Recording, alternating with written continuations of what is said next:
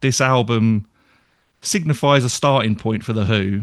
If you Hmm. think of it as the first step towards helping revolutionize the album as an art form, maybe.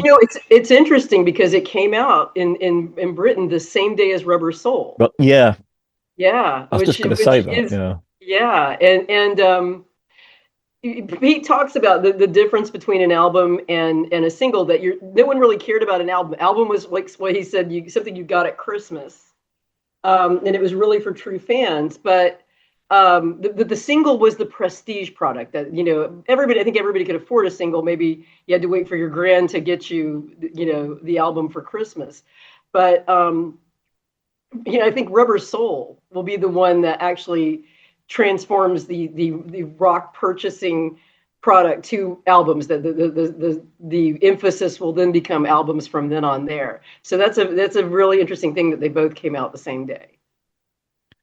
Yeah, Yeah, I that was is. gonna say that, and imagine releasing your first album, you're going up against the Beatles that day of release. I mean, that's It's one thing is crazy. that this album, I believe I'm right in saying it was supposed to be released a lot sooner than this. Is that right, Dante? Yeah, so there's an interesting thing where they went in and basically recorded most of the tracks for an album in April of that year. Whether I think that it was the same session they did anyway, anyhow, and they recorded a lot of other songs. So the other songs they recorded for the sessions, I believe they also did Out in the Streets, I Don't Mind, Please, Please, Please, and I'm a Man. And they also had some other ones that never made the album. So they also Yeah, cut Daddy Rolling Stone, Leaving Here, Luby Come Back Home, Shout and Shimmy, Love is Like a Heat Wave, Motoring, and Anytime You Want Me. So they had enough tracks to do an album. And then at some point, sort of around that time, it was reported, um, Kit Lambert said that they were doing an album for the American market. And what he actually said was, um, that America and France have been screaming out for an LP, so we did this for them. I don't think it's time for an LP here. Now, I don't think the Who had done anything in America at that point, so that seems to be a bit of like a PR nonsense from Kit. But basically, they had a bad review of the forthcoming stuff, sort of saying, well, it's a lot of covers, yeah. which I believe was John Emery. Um, which and yeah, so they decided let's just go back in the studio and cut some more songs, do some more original ones. It could have been, a largely covers based album, which probably Yeah. would have appealed to Roger more. They were facing this weird kind of conundrum too because they had approached EMI about signing the band, and EMI was not interested. And the reason why was because the Who were so dependent on covers, whereas the Beatles were writing their own originals. And EMI was like, Mm. listen, the wave of the future is not covers, they're going to be um, originals. But then you had a situation too where venues didn't want to book bands that did their own music. They wanted bands that played covers because that was a sure thing. And you look at the Rubber Soul coming out on that day, and again that was the Beatles sort of releasing. I can't remember if one of the tracks on that is a cover. I can't remember if Act Naturally's on that. I Yeah. should know that. But they'd moved on 64, they'd done Hard Day's Night, which was all original songs. So it was kind of moving on. So yeah, I think the Who did need to do something different to become a really big band. And obviously in the interim, Pete's gone and written a few more songs and they've had, My Generation's become a big hit. So yeah, it was good that they went back into the studio and redid it. Which I think they went back in kind of like November and did the majority of the rest of that album. It took like 3 days, didn't it, to record all of that? Yeah, I mean, it's mainly like two. You got the session in April where they're recording for about 3 days, and then Yeah. one in November where they're recording for again like 2 days and something like that. And in between that, you've got them recording My Generation and Kids All Right, which I Yeah. believe was in the same session. Yeah. So yeah, it was like very quick, but just spread out over over like quite a few months. But that's incredible. Like the way that you could do a product like that in that short a time. You know what I'm saying? Mm. Like now, of course, it's nothing unusual probably to take. I think like maybe a year or so. You know, Yeah, but back then it was just like bam, bam, bam. Let's get this out. yeah. And things were moving quite fast with the music scene. Obviously, like even when Can't Explain came out, I think Keith was already saying this is kind of like what we were doing a year ago. This doesn't really represent us now. So Yeah.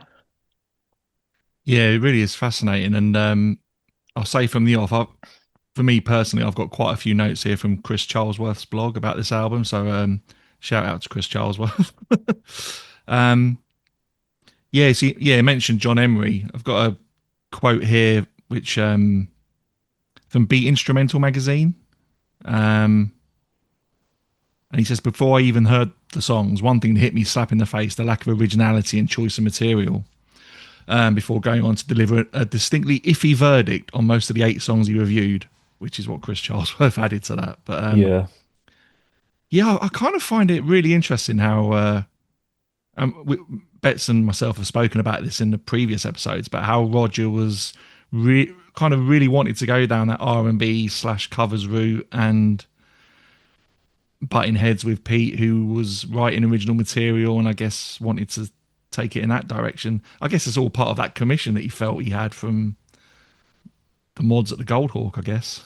Yeah. mm, And two, you know, it's almost like, you know, go back to Anyway, Anyhow, Anywhere being that struggle between Roger's R&B band and Pete's more pop sensibility. And you know, you've got in all of this, you've got the Aarhus situation where Roger gets fired. And so they bring him back to do the record. It's like, we've got to do this album. We've got to get some money going. And they bring him back in. There's no guarantee that they're going to keep him. In fact, there's no guarantee the band's even going to be a band because you've got it's at some point they're not even looking at, you know, if maybe we'll just break this all up. They're talking about Pete joining Patty Klaus and Gibson at some point, and Pete saying, well, maybe I'll just bring those 3 guys into this band. And maybe John and Keith will go off and do something else, and maybe Roger will just go do an R&B band off on his own. It's such a weird situation. I think, you know, that they had this contractual obligation, I think, to make this record, but nothing was guaranteed. You know, so I think you do see the tension between Roger's R&B stuff and Pete's more pop sensibility. yeah, and yeah, at the time, I think you had like Boz Burrell as well was touted as a Yeah. singer for the band, and possibly I've read some reports possibly also playing second bass, which seems a weird kind of thing.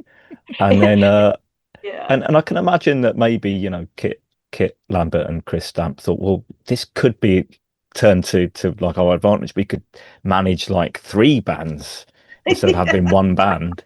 You know, like, you know, have this all these breakaway bands and that kind of stuff. But yeah, I think there's been different things said that, you know, they just basically thought, well, we've got so many gigs to do, we have to get Roger back. And the other thing that's been said is that it was basically like My Generation becoming a hit.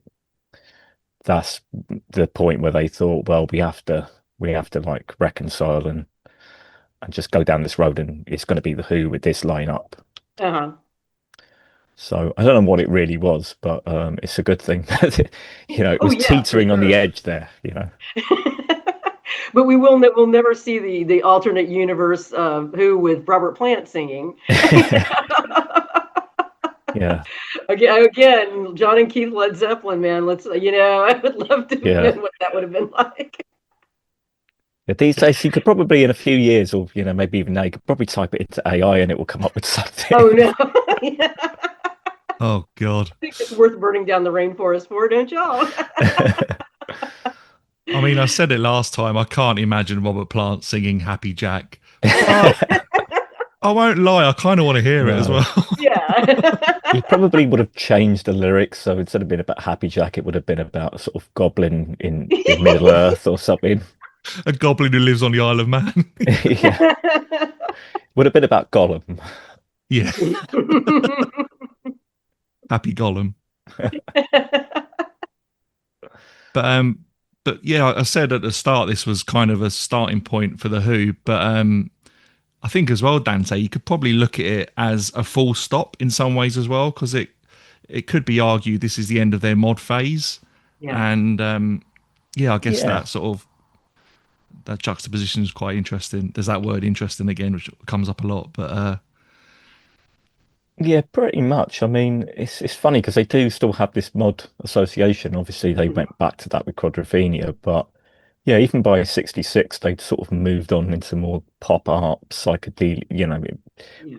There were changes in the music, and there was really only a few.